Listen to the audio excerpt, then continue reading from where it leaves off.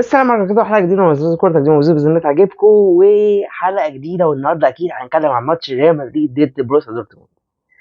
في ليالي دوري الابطال لا مثيل لريال مدريد، ملك الريمونتادات، ملك الليالي الممتعه، ملك ليالي دوري الابطال هو ريال مدريد، ملك الشامبيونز ليج. ريال مدريد النهارده يعني الصراحه لازم نقول لهم شابوه. النادي ده كل مره بيبين قد ايه ان هو نادي ملكي، نادي عظيم. كل الناس عارفه ان انا برشلوني، وانا برشلوني بس ما اقدرش ان انا يعني اغمض عينيا ولا اقول لا انا مش واخد بالي، ولا احاول حتى انكر ان اللي بيعمله ريال مدريد في دوري الابطال كل مره. بس ده يا جدعان ده مش مثلا دي اول مره كده فنقول ده ملك دوري الابطال، لا، ده مرة معرفش المليون المليار يا معلم إن ريال مدريد يتألق في دوري الأبطال. شوف النهاردة أنا الصراحة ما كنتش قاعد بتفرج على الماتش، قلت أول ما أتفرج شكل ريال مدريد هيرجع. ريال مدريد فتحت الشوط التاني لقيت ريال مدريد الدقيقة 60 جاب جون، بعد كده الدقيقة 62 جاب جون. قلت إيه ده يا جدعان، في إيه؟ هترجعوا فعلا ولا إيه؟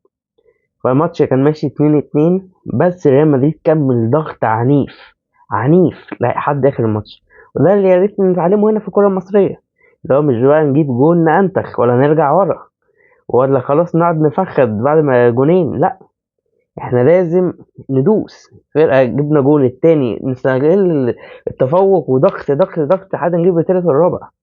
الدقيقة 80 جه التالت، والدقيقة 83 جه الرابع، وكمان الخامس جه في آخر الماتش ليوقع فينيسيوس جونيور الهاتريك بتاعه في ليلة عظيمة. وفينيسيوس جونيور لما يكون رايق الكل حرفيا بيتضايق. احتفل بقى يا معلم زي ما انت عايز، ارقص زي ما انت عايز، محدش يقدر يقول لك اي حاجة. وقلع التيشيرت بعد الجون الرابع بحيث ان هو انهى الماتش ده كمان، لا، جاب الهاتريك في الجون الخامس. ريال مدريد الصراحة يعني مش الشكر بس لأنشيلوتي ولا الشكر للعيبة ولا روح اللعيبة والجرينتا بعد كل جون، من أول المهاجمين لحد مدافعين لحد حارس المرمى. لا، لازم حارس المرمى ده كمان يعني ليه شكر خاص. شوف كورتوا عمل بتاع 5 ولا 6 تصديات في الماتش ده خطيرة، كانت ممكن ترجع بروسيا دورتموند بعد ما ريال مدريد جاب جونين. ممكن بروسيا دورتموند يرجع يتقدم تاني، ويرجع ونبدأ من أول تاني بقى من نقطة صفر، ونشوف ريال مدريد هيرجع ولا لأ. بس في حارس مناع اسمه كورتوا بيمنع كل ده. ريال مدريد في آخر الشوط الأولاني صحيح جابوا كورتين في العارضة من رودريجو وبلينجهام، ودي كانت حاجة مؤشرة، اللي هو أنت كمشجع ريال مدريد أنت حاسس أيوة أنا خسران 2-0، أيوة أنشيلوتي بيعكم مش بتبقى بارتكاز دفاعي الماتش ضد بروسيا دورتموند كان بيلعبوا في النهائي السنة اللي فاتت.